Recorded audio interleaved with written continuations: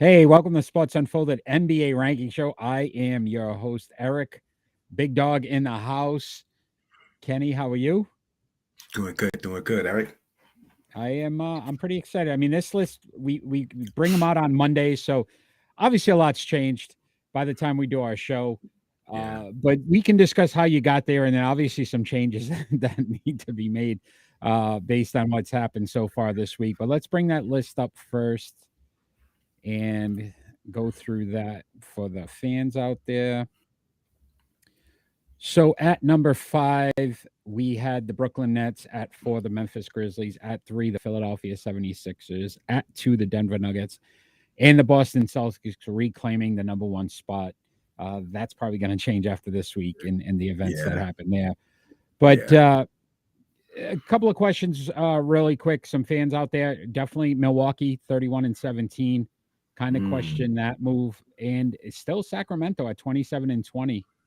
mm, Not buying the yeah. Kings, not buying the Not Beam but team, nope, not yet. yet. Not What buying about them. the Not buying Milwaukee them yet. Bucks? Milwaukee Bucks? No, not buying them yet. Not buying them yet. Even though they did win against Denver last night, but they had no Jokic, so Yeah, yeah, makes sense. but So but it let's was talk about close. that number 5 team, the Brooklyn Nets, 29-18 on the season, 13-7 at home, 16-11 on the road, 114 points for, 111.2 points against, 4-6 in their last 10. They lost their last game. Last 3 games were wins against Utah and Golden State, and then lost to Philadelphia. Yeah, Next 3, Detroit, New York, and LA, the Lakers, all at home. Obviously, the injury to Kevin Durant has affected this team, but what else have you noticed about the Brooklyn Nets and some of their struggles? I noticed that when Ben Simmons scores double digits, they lose. It's an up and down team. They really miss Kevin Durant. They're really going to miss Kevin Durant. Maybe this can get him some rest. The season is 57% over. We still they still have the All Star break. So Yeah, look, if there's a player that probably could afford to miss time and then come back and be the same, would be Kevin Durant. We've seen it yeah, before. yeah. And Kyrie, to me, is Whew. a very good player, but listen, he's elite. Let me rephrase that. He's elite, but he's not enough to carry the team, right? He's not enough to be. Kevin Durant can carry the team. Without Kevin Durant, you see the difference in the Brooklyn Nets. Look, Nick Claxton's been Yeah, a very nice story. 2.7 blocks per game, leads the NBA. They are the number 1 blocking team in the league yeah, at 6.9. They yeah, they shoot 39.2% from the 3-point line, which is second overall, and they hold teams to 45.2% from the field, which is second. So yeah. defensively, very strong. Obviously, get Durant back offensively. Is this team though good enough now to continue to stay on the top 5, Kenny? Yeah. Yeah, yeah. Even though they're up and down, they win some. The Golden State win was impressive, but last night they just laid an egg. I thought they was going to pull out, Yeah, a 76ers, big, but yeah, right. A big game against the 76ers, who are hot right now, and we'll talk about them shortly. But yep, you got to look at this injury from Kevin Durant. How much can they sustain it yeah, before it really starts to affect their seedings? Because again, at some point, seedings matter as well. And yes, look, yes, they're good at home at 13-7, but 16-11 on the road. That's 5 games over 500. We know their struggles last year in the playoffs when it came to facing Boston. You don't want to be in that 8th seed, that ninth seed, playing mm-mm, that one extra game to try to get in. yep, So they need to continue to try to win. But again, they're in a good spot right now. yeah, So when we talk about a seesaw, we could talk about the Memphis Grizzlies. So 31-17, 20-3 at home. I mean, phenomenal home record. 11 mm-mm, and 14 on the road. So that really baffled me that they're below 500 on the road. 117.1 points for, 112.6 points against. 6 and yeah, 4 in their last 10, but those last 4 have all been losses. They've lost to mm-mm, Phoenix, yep, Sacramento, and Golden State. Their last 3. yep, 111 straight. They had an 11-game win streak. We're like, wow, this team, that's it. They've taken off. The training wheels are off now. They're ready. They're rolling. and now they've lost 4 straight. So it's kind of puzzling to me. Next 3 games at Minnesota, then home for Indiana and Portland. Portland, Dame time last night, Whew. 60 60 61, points. right? 60, yeah, 61, yeah. Yeah, right. So again, we know the stars on this team, right? John Morant's Mhm. 5th in the league in assists at 8 assists per game. Steven Adams 4th in rebounds, 11.5. They're very good offensively. The number 1 shooting team in the league at 43.7% from the field. Number 1 rebounding team in the league, 48.7. Third in blocks at 6 blocks per game. Number 1 field goal percentage defensively, holding teams to 44.7%. Second in point differential at 4.5 points per game. So many positives with the Memphis Grizzlies, and yet here we're talking about a 4-game losing streak, Kenny. They're 4th on this list. Do they remain on this list next week based on what you've seen? Well, they're second and second chance baskets. So you know what that means, Eric? They're not shooting well at all. They're not shooting well at all. But numbers don't lie. They can get to the basket. They're still young. They got the number 1 defense. They'll still be on this list. Yeah, look, we love Ja, what he's able to do. We talked about Bane and his 3-point shooting and what he's able to do, and they've getting a lot of contributions from a lot of different guys. Yeah, I think to your point, though, you brought it up a couple of weeks ago. I think they're overlooking teams right now. I think they're not focused on the ultimate goal, and that would be to obviously surpass the Denver Nuggets, because they had a shot there. I think they were tied once they went on that 11-game win streak. They were tied with the Nuggets for the 1 seed, and now they're 3 games back again. Yeah. So I don't know. I just feel like the Memphis Grizzlies are not what we thought they were going to be. I don't know. I didn't see them. Look, 20-3 at home, phenomenal. But how do you have a losing record on the road? Yeah. You're too good of a team, too much talent. That's not a team that should be below 500 on the road. True. This team is extremely hot right now. That's the Philadelphia 76ers, 31-16, 18-7 at home, 13-9 on the road, 114.6 points per game, scoring 110.7 points allowed, 8-2 in their last 10. They've won 6 straight, Kenny. Their last 3 games, they've beaten Portland, Sacramento, and Brooklyn. Yeah. This week, Denver, and then I would say this, the Achilles heel of the Boston Celtics, the Orlando Magic back-to-back. Obviously, Joel Embiid, what he's doing, 2nd overall in the NBA in scoring at 33.4 points per game. D'Anthony Melton, 2nd in steals in the league at 1.9 per game. 4th in 3-point percentage. So they shoot the ball very well from the perimeter, 38.2%. Oh, yeah. And they're all defensively, they hold teams to 34.1%. So they play the 3-point line very well. And they're 5th overall in point differential at 3.8. James Harden seems like he's back to being James Harden. Maxey has become the guy that I think started to carry this team. You've seen that jump now with Maxey. How far can the Philadelphia 76ers go? This has been a team that, look, has been pretty consistent at being one of the top teams in the league. And then they hit the playoff wall. Do you think they've gotten over that now? Maybe Maxey taking that next step, the talent, obviously Joel Embiid and the trouble he causes other teams because of his size and what he's able to do, and a motivated James Harden. Well, they just can't get over that playoff hump. They just can't do it. And maybe this is the year, but I don't see it. I don't see it. He's ready to. Embiid will probably get the scoring title because he's right. Because Luka is right behind him. Yeah, they're very close. Very, very close. One sliver of a point.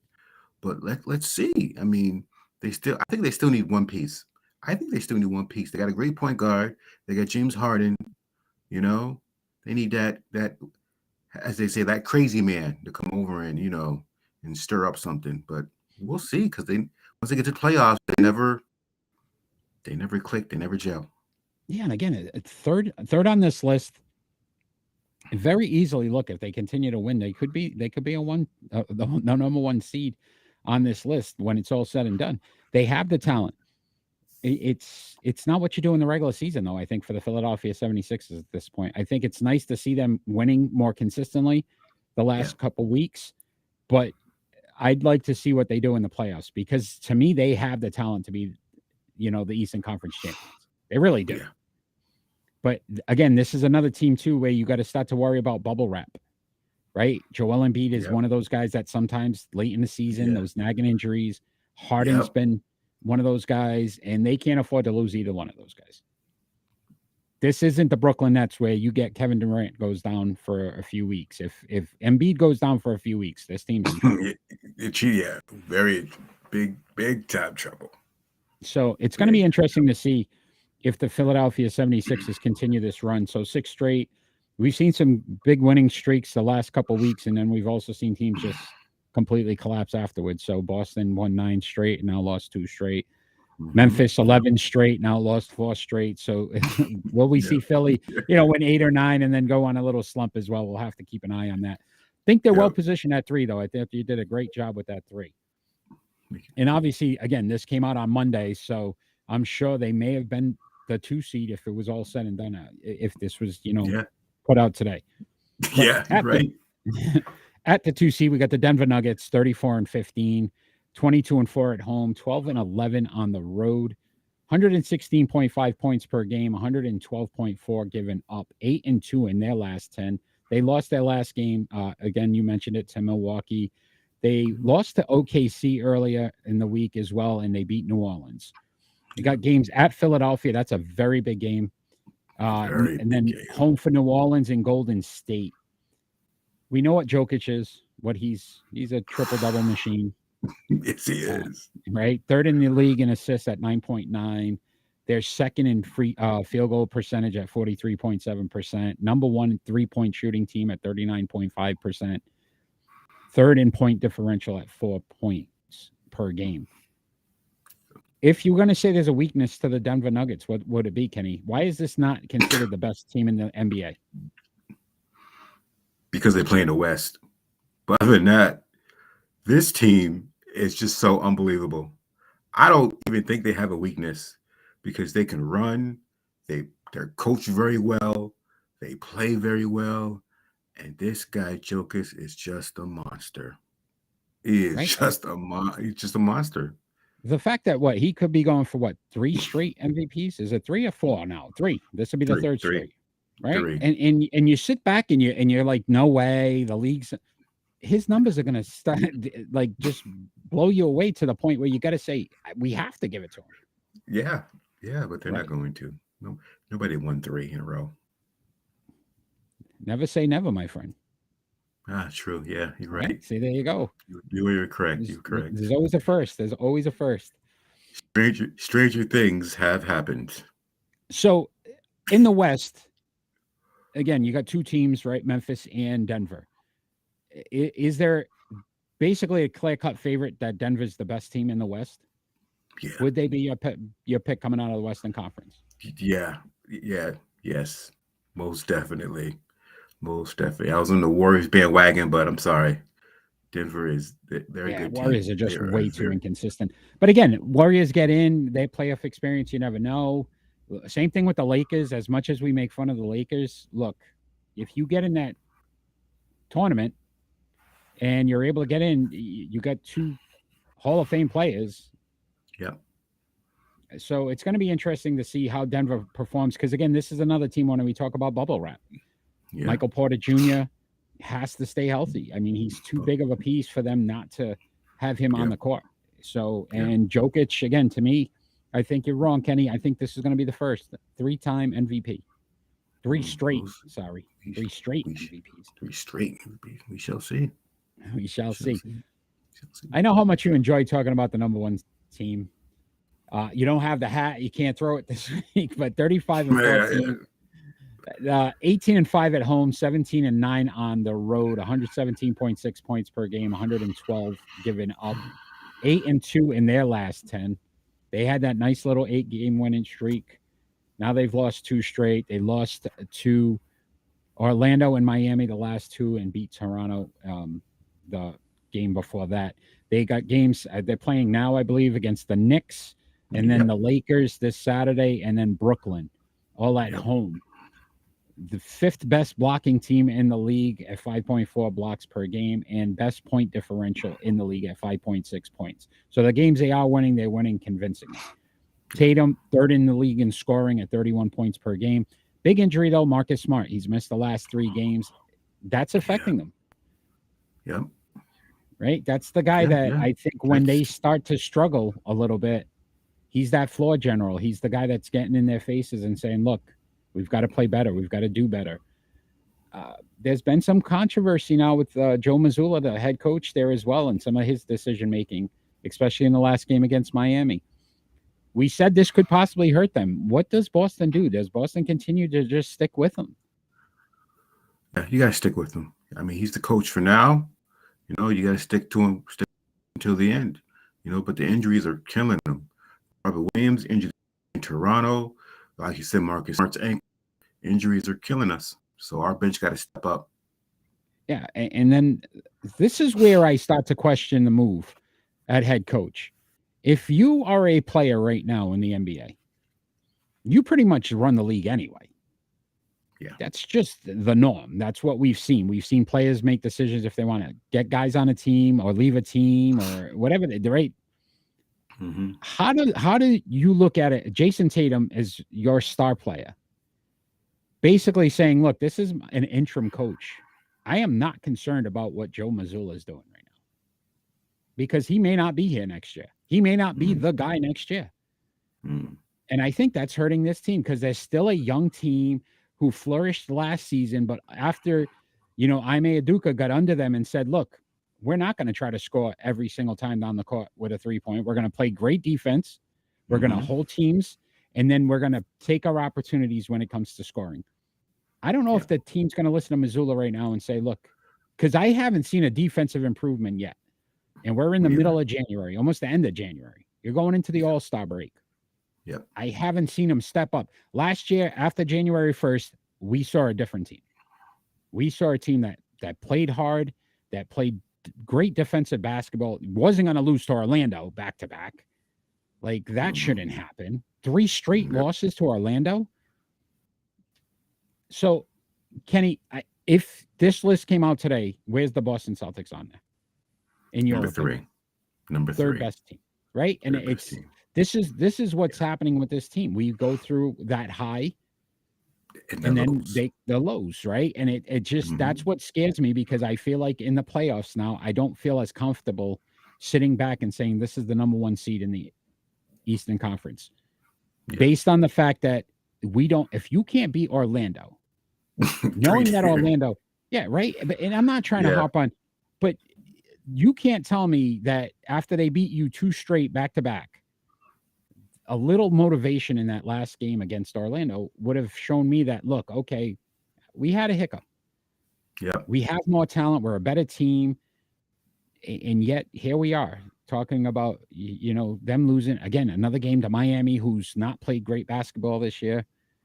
And I just feel like the numbers here for Boston are more of a mirage than they are legitimate because I've seen too many deficiencies. That yes, they can put up points, but they also give up points.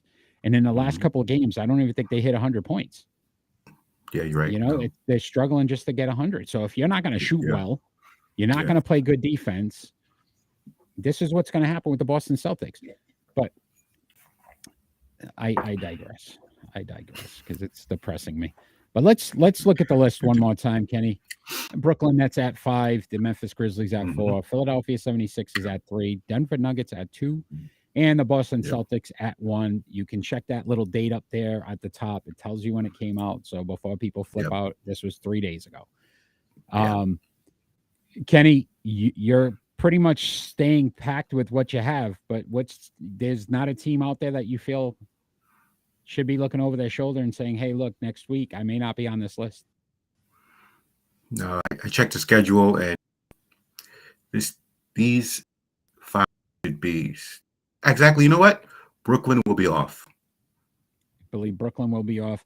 Yeah, Playing Detroit, the Knicks, and the Lakers the next three. So Brooklyn's- again, the Knicks are a feisty team this year. Yeah, they They're had good trying. defense. They're Yeah. trying. So we'll see. We'll see, my friend. So, Kenny, we're going to try a little bit different segment. We used to do You Remember, but we're going to try something a little different today, and we're going to call it Do You Know? Do you know, Kenny?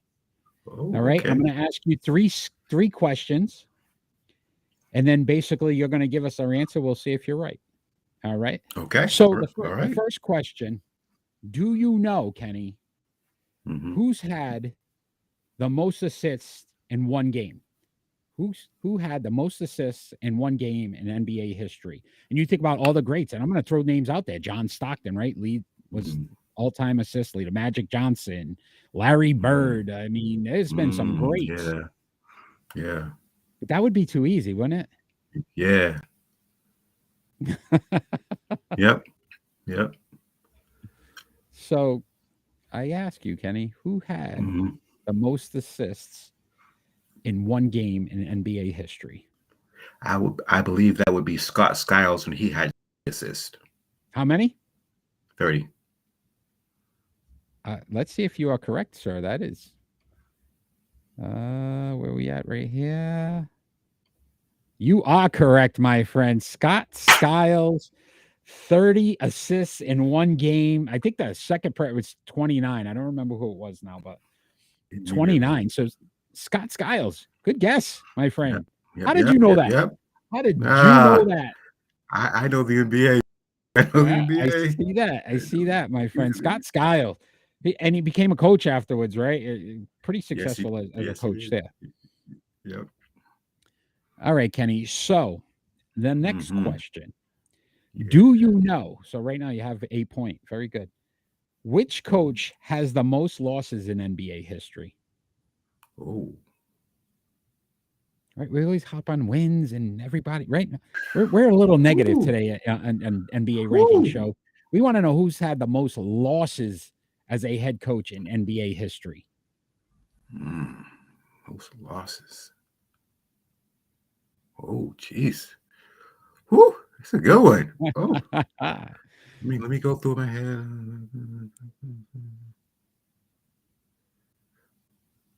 Mm. Mm.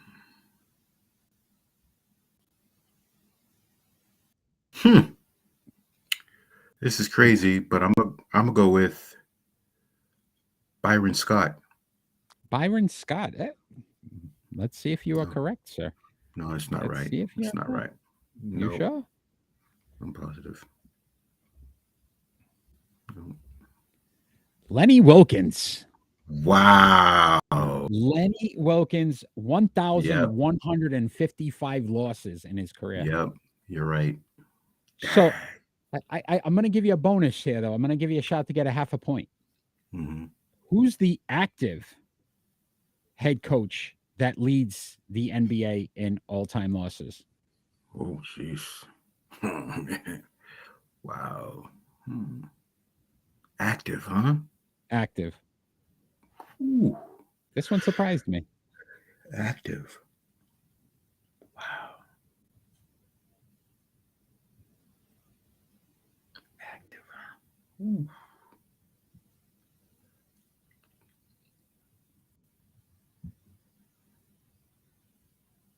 Let's go with Doc Rivers. Half a point, my friend. Doc Rivers, 751 losses. Second active, Greg Popovich. Right? But he's been around quite some time. So you think about how long Pop's been around. And he just started losing recently. But Doc Rivers, 751. Great guess. Good job, my friend. Half a point, 1.5 points today. I don't.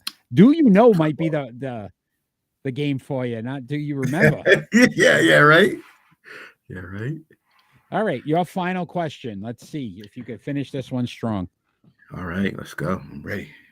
Who holds the worst three-point percentage in NBA history with at least 2,500 attempts? They have to have at least 2,500 attempts. Because I started to get, did you know, though? Did you know how many three-pointers Shaquille O'Neal made in his career?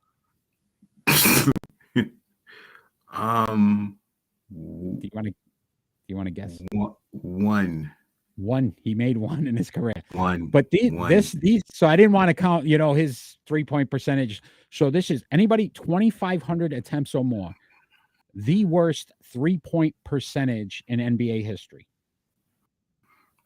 Man, percentage, huh?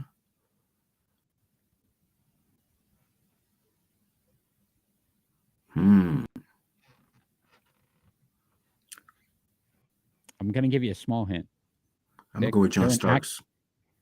They're active? Oh, my God. Oh, my see, God. you didn't let me Oh, get my the. God. Oh, they're So active. you're- Oh, no, they're active. All right, my friend. John Stocks is not the correct answer. He is That's not not active. correct. No. So he's that not was active. too easy. Okay. All right. Think about this one, my friend. Who's been one of the worst shooters in the league in the last couple of years?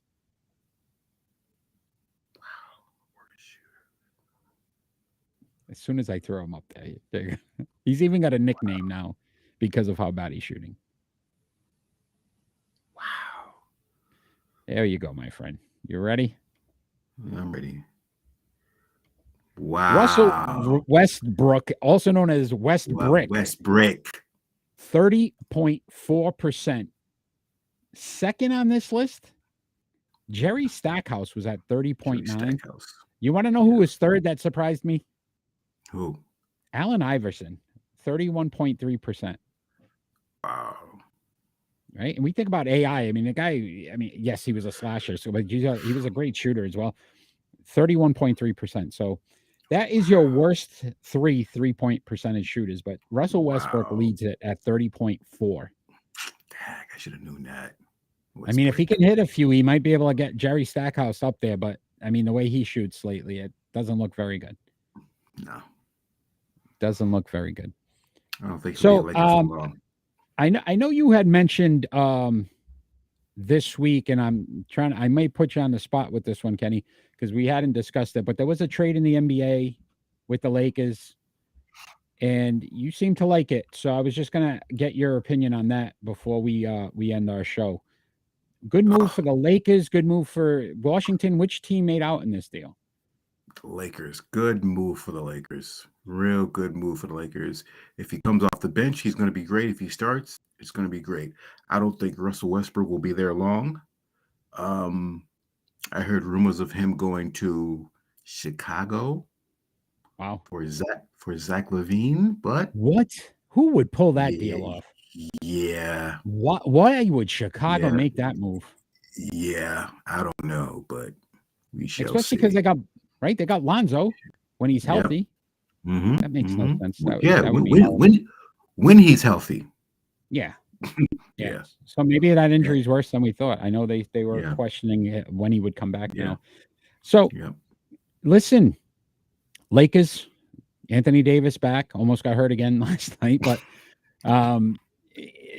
this starts to be an interesting concept. And I guess since we're still on the Lakers, and this will be my final question to you tonight, Kenny, your thoughts on this LeBron James passing Kareem Abdul-Jabbar for the all-time scoring title?